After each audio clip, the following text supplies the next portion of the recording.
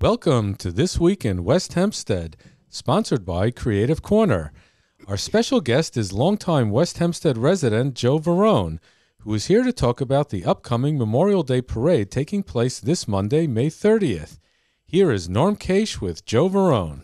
Joe, welcome. Really good to have you here. Thank you so much. Thank you. So every year you are the biggest proponent of the Memorial Day Parade, at least in my world. You've gotten me to produce posters.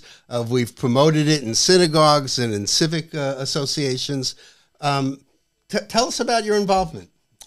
Well, basically, my father and my father-in-law and my uncle were all veterans in World War II.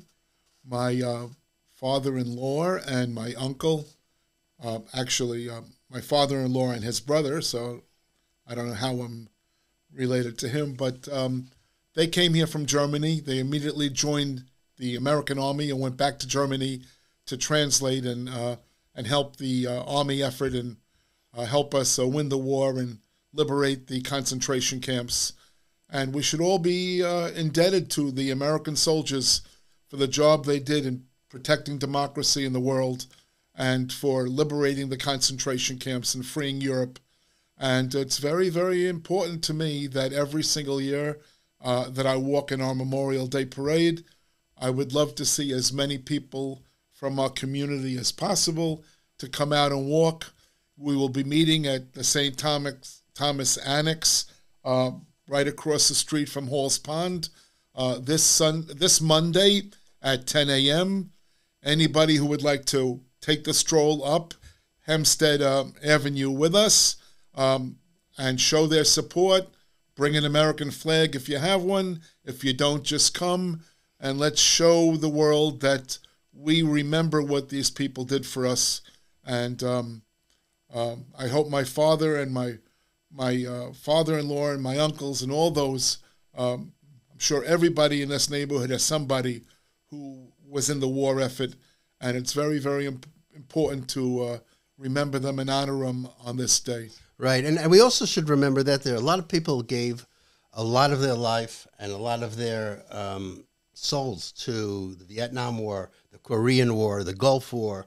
There are a lot of people who spent a good part of their lifetime in the military defending basically the country's right to exist.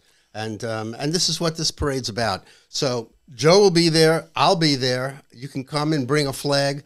A lot of people give out flags. It's really one of the best community events that we have to look forward to. So Joe, thanks for meeting with us about this. Let me just say that, the expression is freedom is not free. There are a lot of people who gave their lives so that we could be free. Good point. And this parade isn't the Veterans Day Parade. It's the Memorial Day Parade, really to remember those who did die in the service to our country. And I go out to the island very often, and I just see the rows and rows of those graves of soldiers, young boys who never had a chance to get married and have children and have a family. And sadly, we see these things happening in Ukraine and Russia today, and the Ukrainian young boys who are dying and the Russian young boys. I mean, they've been drafted. They didn't want to be in this war. And when there are, at least when we fought, we were fighting for freedom. This war today, to me, seems so senseless. But let's go out there and remember those who fought for us, and so that we could be in the free, beautiful America that we live in today.